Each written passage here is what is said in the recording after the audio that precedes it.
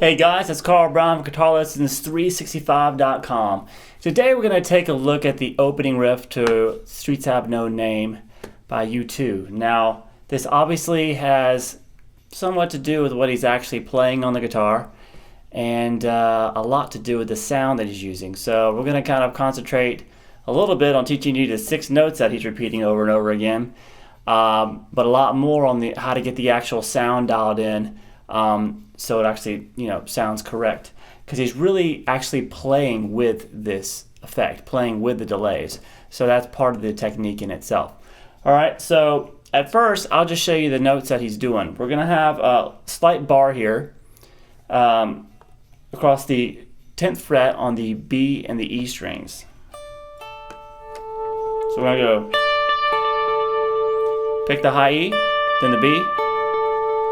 Then you're going to have your 3rd finger at the 12th fret on the G string. Then the 11th fret here with your 2nd finger on the same G. Then back to the 12th fret. And then the B string. So we have this.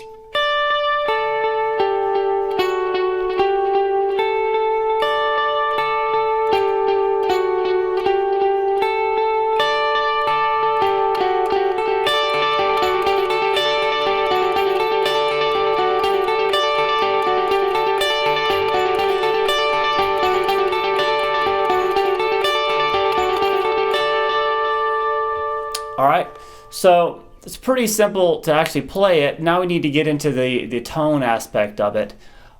This is obviously something that he uses a lot of. Other bands like Pink Floyd and stuff, they'll use it as well too. A lot of modern bands, a lot of them kind of rip off the edge. But it's pretty, there's a couple of little math formulas you can do to figure the delay settings out. First off, obviously he's got a Strat. He's got it in the 2nd pickup position, so it kind of is not as bright. It's kind of got that kind of quack to it a little bit. It kind of makes the notes pop out a little bit more. And so that's kind of an essential thing that you want to get down there. Now for the amp, he's using like a Vox amp, and he's got maybe just a slight bit of drive, maybe a pedal slightly above it, so you can really hear it. Just a little bit. It's a pretty clean sound, but it's a little bit of dirt on it, so you might want to dial in a little bit of that. But the big thing we need to talk about is the delay. Now what he's using, and what a lot of bands do, is it's called a dotted 8th rhythm. And basically you can get it in most delay pedals. I mean, the delay pedals now, and like the unit that I'm using now, I basically, I call in how many milliseconds of delay I want, and then I just say, and it says, what feel do you want? Do you want an 8th note or a quarter note? I say a dotted 8th note feel. I just dial in and it does it for me. If you don't have that, you only have something that'll, like, you can only put amount of milliseconds in. I'm going to show you how to get the proper delay sounds out of that. All right, so first of all, you'll be able to download this little sheet that, that'll give all these math formulas, so you don't have to memorize all this, but it's not that hard to memorize. First thing you need to know is what the tempo is that you want. So we'll start with just say 120 beats per minute. All right. Now, let's say that 120 beats per minute, say that's the quarter note, and you want to figure out how many milliseconds that is. What you do is you divide 120 into 60,000. All right. So take 60,000, divide it by how many beats per minute you're going to do. If it's different than 120, just put something else in there. Divide that number into 60,000, and that gives us 500 milliseconds. So that 500 milliseconds is a quarter note delay. So you hit it, and you hit that on the delay, and it will repeat on the beat. By the way, I have about 5 or 6 repeats on this delay sound, by the way. So you got to turn the feedback up to where you can hear about 5 or 6 of them. Now, what an 8th note, dotted 8th note is a combination of, it's an 8th note and a 16th note. That's the length of it. So it's a little bit longer than an 8th note.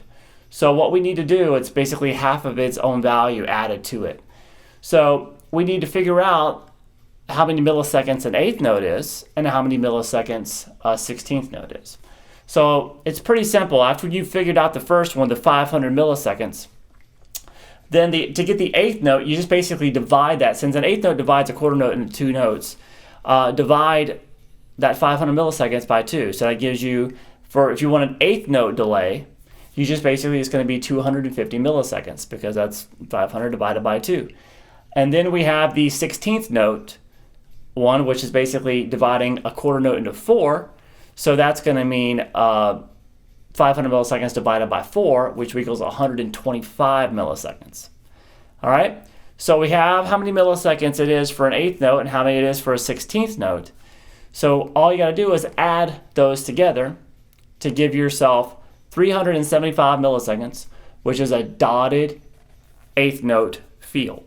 So what that basically means is you're going to be playing an eighth note feel on the guitar. Da, da, da, da, da, da, da, da, da, da, da. When you first start, you just hear your one eighth note, your two eighth notes back to back, and then directly after that, the 16th note after that, your first delay comes in, and then from there, it pretty much all sounds like 16th notes because they're all, kind of coming in and delaying. The delays just keep going and cascading and stuff. But it creates a really cool effect, and you're just going to want to dial in your delay sound. That is the most essential thing, no matter what kind of amp tone you're using. If you want to do these types of things, you play in a straight eighth note feel like we were just doing with those 6 notes, just repeating them over and over again. And whatever tempo you want to play, create your own licks with it or whatever. Just download the little PDF that comes with this lesson, or write down what I just said, and you'll have it there for you. You'll know how to get it whenever you need it. All right? Hope you guys enjoyed this riff lesson. I'll be back with another one soon for GuitarLessons365.com. Bye-bye.